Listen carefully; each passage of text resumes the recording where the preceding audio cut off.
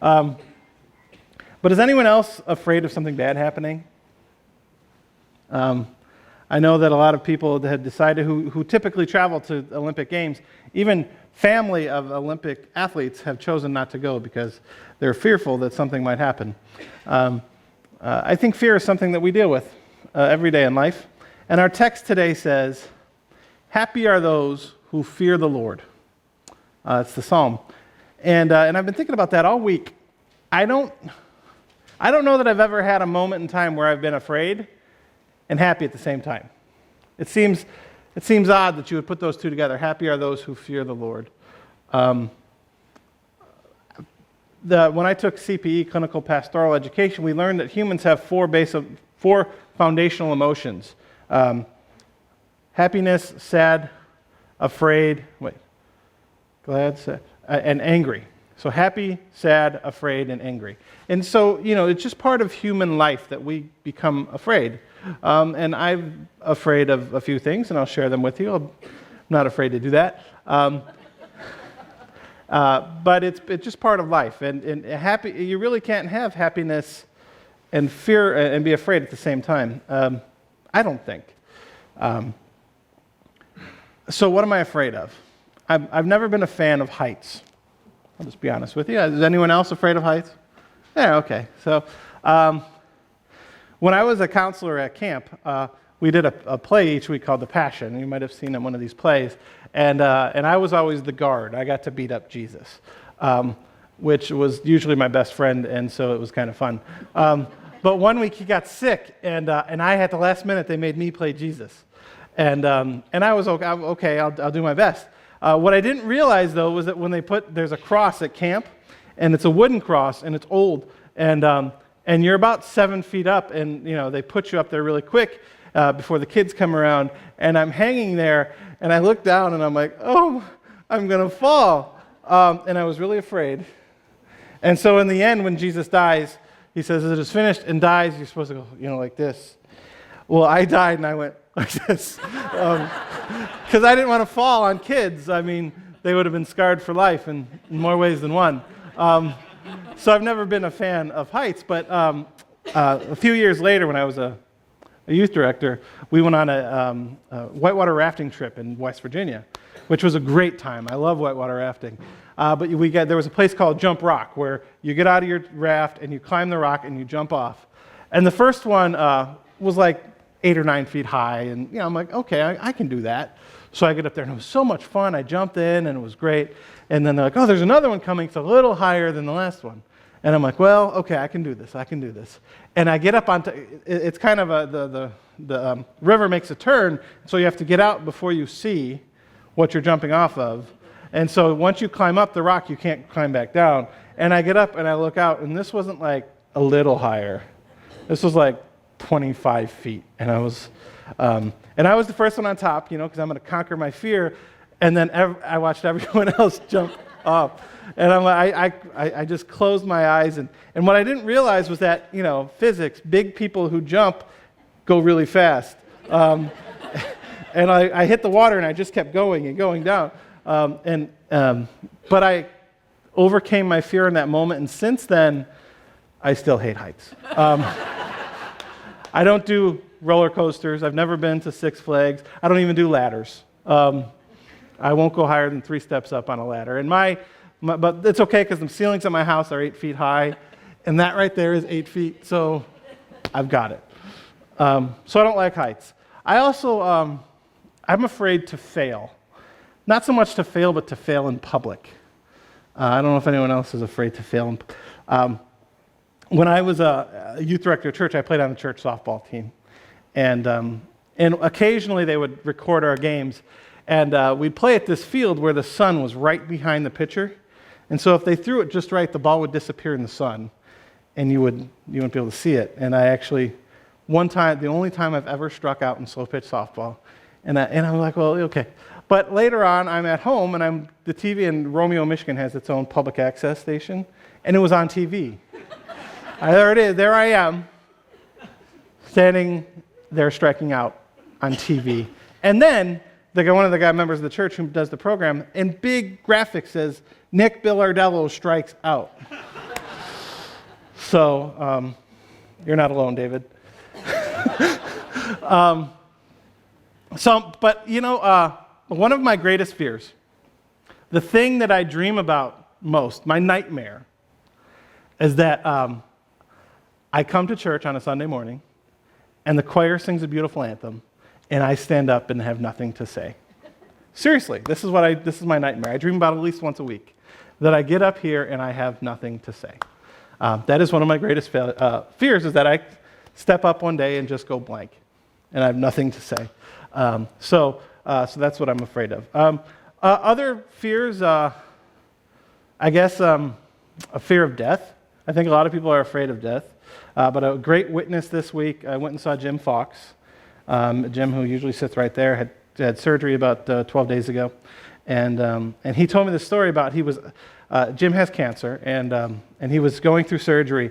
And he said, well, usually when he has anesthetics and he's out, it's like blinking, you're out and then you wake up and it's over. He said, but he doesn't know if it's an out-of-body experience or not, but while he was out, he was at a bus station, and a bus pulled up, and he picked up his suitcase and walked to the bus, and the door slammed right in front of him before it let him get on. And he went back and he sat down, and he waited, and another bus came, and he got up and he walked up to the bus, and the door slammed right before he could get on, and he went back and sat down, and then he woke up. And I thought, wow, that's a powerful story. What that says, and I said, what do you think that means? He says, well, it means that God's not ready for me yet. And I go, yeah, but I also hear the fact that you got up and walked means you're not afraid to die. He said, no, absolutely, I'm not afraid to die. I don't want to die, but I'm not afraid to die. And then there was this moment of silence in the room where it was like, wow, that's really powerful. Because I think a lot of us fear death. But the text says, happy are those who fear God. And if I had to be honest with you, I don't often think very much about fearing God. I don't. I know a lot of people do. And I don't know that I ascribe to that theology very much. I had a friend who wrote me a letter, an email, who said that she has been very hurt by her church and wondered if God would be mad if her and her family took a break from going to church for a while. And I wrote back and I said, well, short answer is no, I don't think so. Long answer is, I don't go to church because I think God would be mad at me if I didn't. I go to church because I need church. I need to be a part of a community. I need to be supported by people, and I need to worship together with people, and I need to feel the power and presence of something greater than myself. And so I would encourage you and your family to certainly heal from what happened to you, but try and find a place where you fit in and where you can feel at home. But the question, do you think God will be mad at me? I mean, it makes us fear God in a way that if we do something wrong, God will punish us, right? That God will punish us. And the thing that leads to, that's an easy sermon to preach. The idea that God will punish you, but Jesus went to the cross so that God's punishment was all placed on him, and so God won't punish you. I mean, amen. It's an easy sermon, but it's not. I have trouble with that theology, that divine child abuse theology, that God needed Jesus to die on the cross so that we'd be forgiven. I don't believe that's true. And so I have a hard time with fearing God's punishment. But here I think is the fear that I have of God. When I was 9 or 10, probably 9, there was a basketball camp that I'd go to every Saturday morning at the local junior high. And my mother had to work. I was a Saturday. My mom was a real estate agent. She had to work that day. And so she dropped me off. My grandmother was going to pick me up.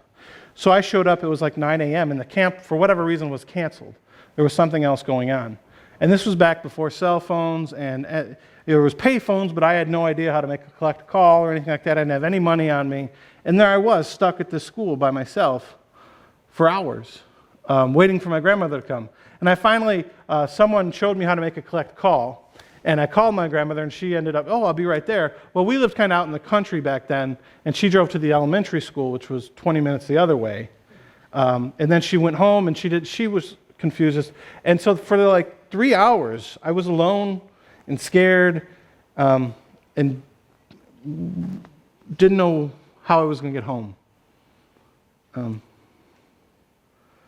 Jesus, dying on the cross, says, my God, why have you forsaken me? Why have you left me alone?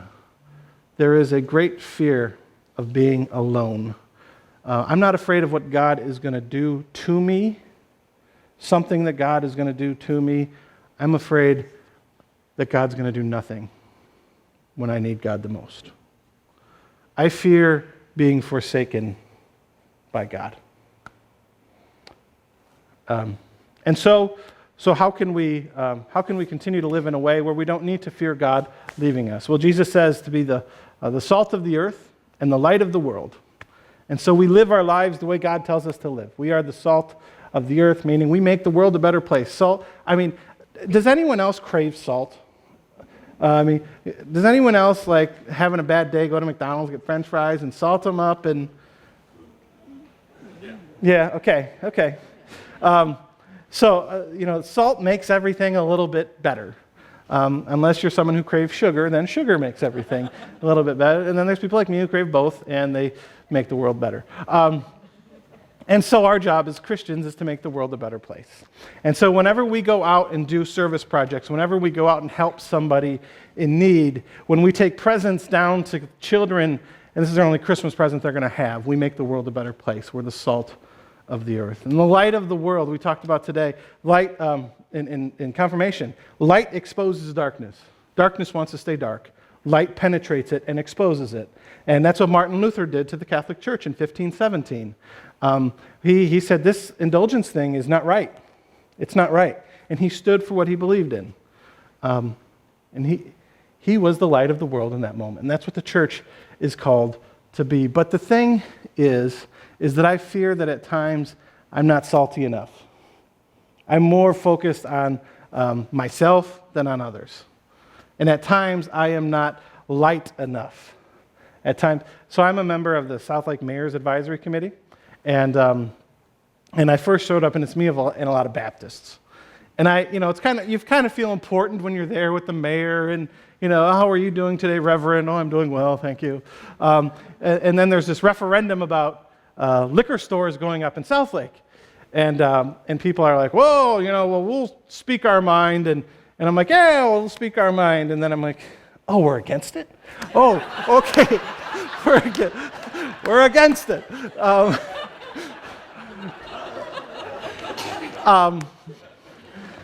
They think just hanging out with me is Baptists hanging out with me is the closest they come to drinking,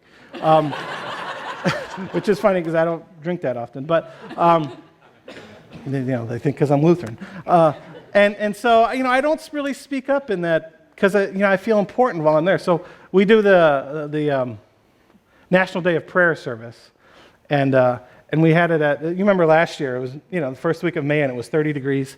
But anyway, it was fun. And a non-Christian group said they would like to be a part of it. And all the pastors there said, well, I'm not going to be a part of it if we're going to let non-Christian groups be a part of it. And I wanted to speak up and say, last year was great. It was a bunch of Christians coming together, praying together, but how much greater could it be if we have non-Christians there and have an opportunity to tell them about Jesus? And I wanted to stand up and say, well, I think we should allow them, but I didn't, because I was afraid that I'd be asked to leave the group or I don't know what. I think I had a chance to shed light, to say, it's great when Christians gather together and pray together, but how much better is it if we have the opportunity to share the gospel with people who want to hear it or who need to hear it? And so I fear that I'm not salty enough and that I'm not light enough. But then I hear the message of the cross, where Jesus dies for us. And in the promises of baptism, where God claims us and saves us completely because God does everything. There is nothing we can do to earn it. And I think, why should I be afraid of God? Instead, I like the last line of the psalm. Happy are those who put their trust in God. Now, if God chooses to strike me down, you'll know I'm wrong. Amen.